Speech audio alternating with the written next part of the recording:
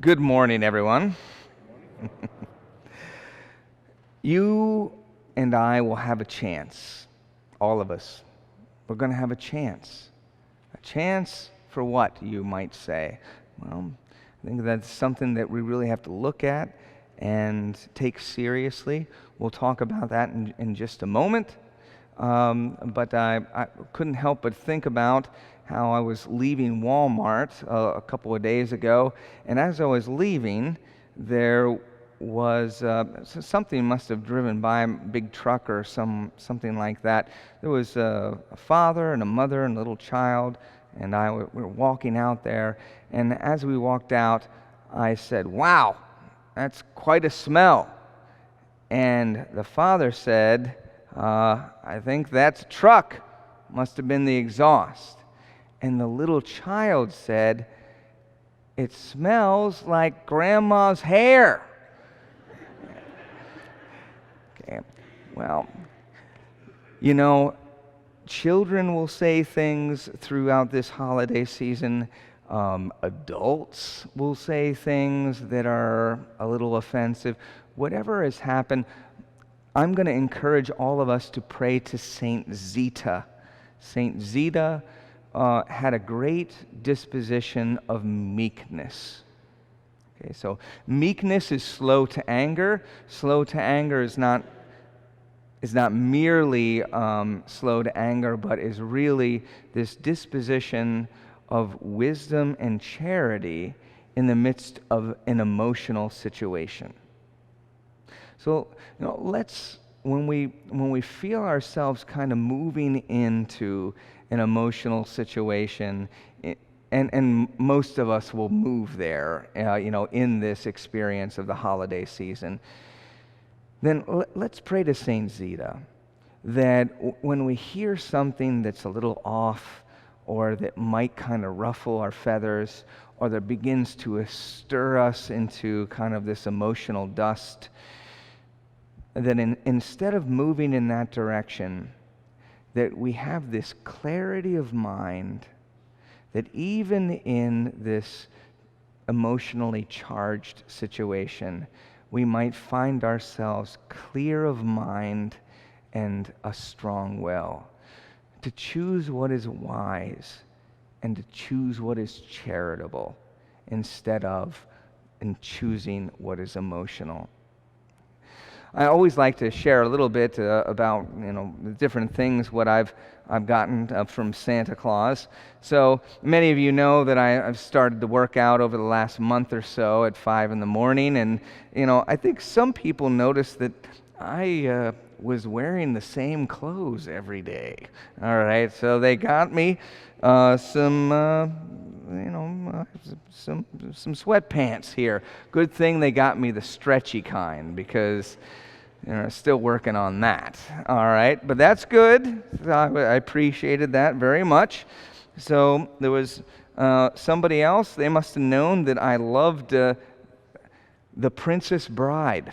Okay, so somebody must have gone to a Comic-Con, and they ran into Wallace Shawn of The Princess Bride. He's the one that said, "Inconceivable!" All right, so he wrote a little note to me, "Father Dennis, thinking of you, Wallace Shawn." Well, I appreciate that very much.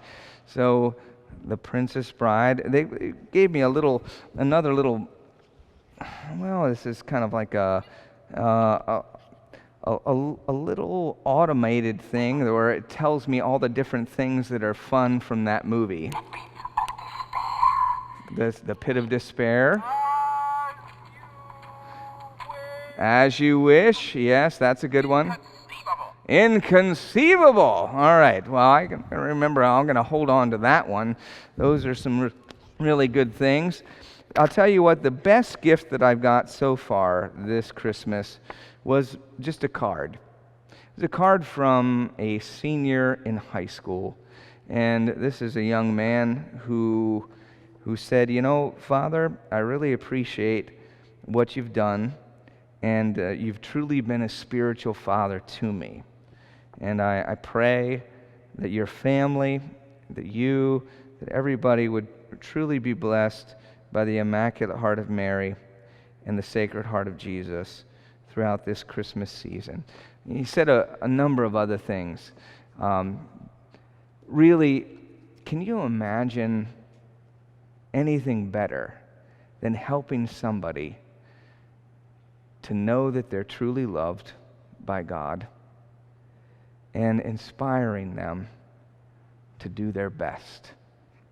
Can't think of anything better than that. And that was a great gift to me. So I deeply appreciate that young man who took a moment, to write a little bit of a card to me. Story.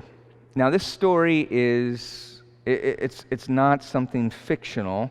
It's not something local, but it is something, it happened within our country. It was a mother, and a mother was listening to her daughter. The daughter was kind of going through the different types of things that were, it was Christmas season, and it was time to give something to the food pantry. So the daughter was going through the different things, and she was saying, well, I don't like this, stewed oysters. All right, we're going to put this over here. We can give this away. Oh, okay, well, this is something that I like. We're going to keep this. And she kind of went along those lines. Everything that she liked, it was pushed over to the side. We're not going to give that away.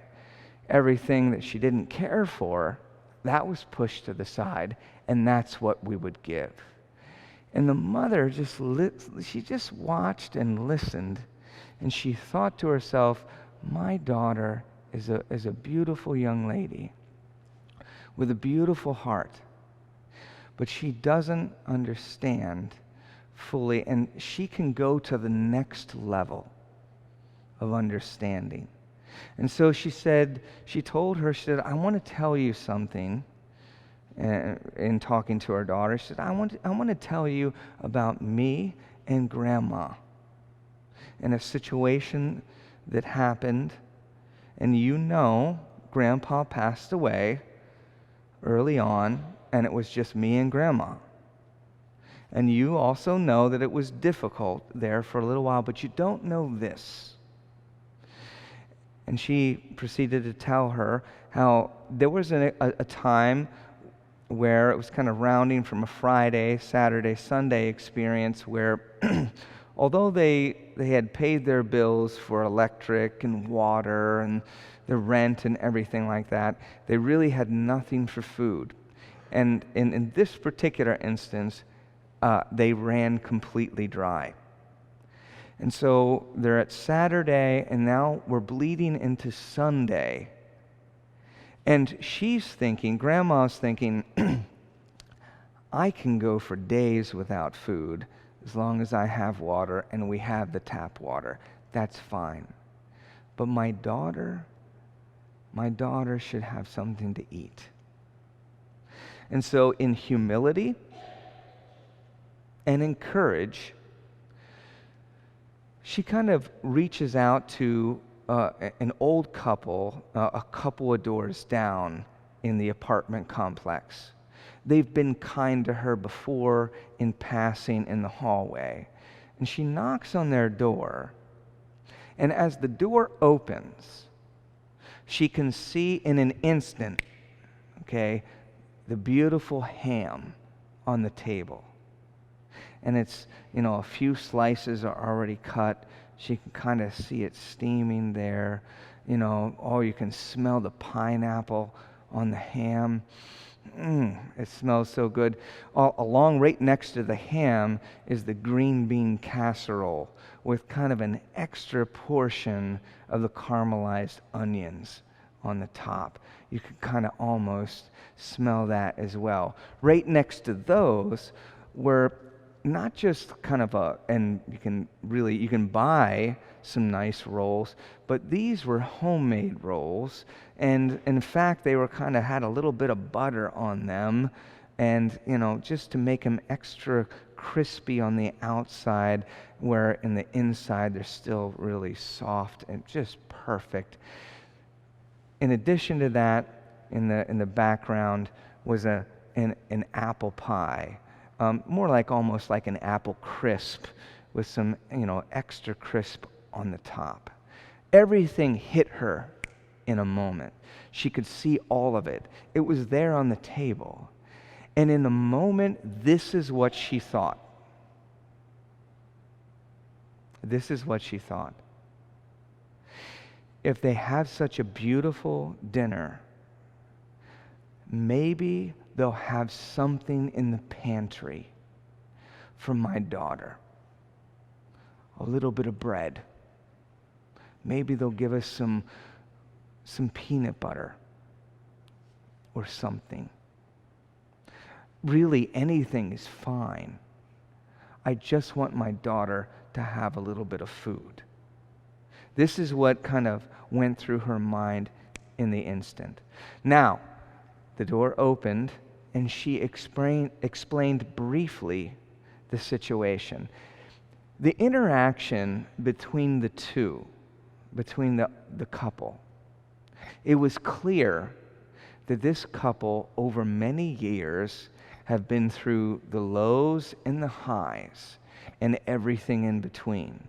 They had learned to communicate.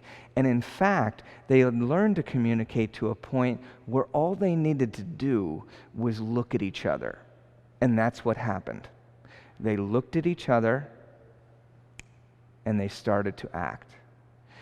And immediately, they started packaging up everything that was on the table.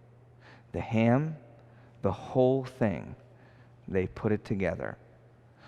All of the green bean casserole, it all went into the Tupperware container. Every single roll that they had made, packaged together. The entire pie was put in a bag. All of it came together, and the couple gave it to the young lady. Now, there might have been all kind of consternation within her. She didn't want that. She didn't ask for that. But out of the generosity of this couple's heart, that was their response when they saw somebody that was in need. And there we have it. You and I will come across somebody who is in need. And when we do, what are you going to give? Are you going to give from your excess? Are you going to give from your periphery? Are you going to give at all? Or are you going to give your best? See, that's what he did. 2,000 years ago, or more than that, our Heavenly Father gave his best. All the scriptures say it. God gave his only begotten Son. He gave his best, his Son. And what is he saying there? Not only is he saying, I love you, okay? And indeed he is saying that. He said he's giving himself in such a way that he's showing, this love that he has for us. But not only is he's showing us love, but he's also showing us how to love. How to love? We give our best. Now, I'm not just talking about somebody who's less fortunate. Periodically, we will come across that. I'm talking about our family. Give our best to our family, to our friends, to those that we work with, to our parish community. Really, that's the invitation here that God desires for you and me. Give your best. Again, give your best. That's what he did for us in Jesus Christ. The incarnation par excellence, in a very basic and in a clear way, God actually gave you and me his best. And not only is he telling us how greatly he loves us, he is also telling us how to love greatly. Again, not only is he telling us how greatly he loves us, he's telling us how to love greatly. And how do we do that? Well, so this mother comes and she tells and shares with her young daughter this experience of what she had. And really, it was an example of what God did for his people. When she experienced that type of love, she didn't ask for this or that or anything else. She just asked for the smallest of things. What she received in response was somebody's best. Now, that preaches. What are you going to preach when you have the opportunity?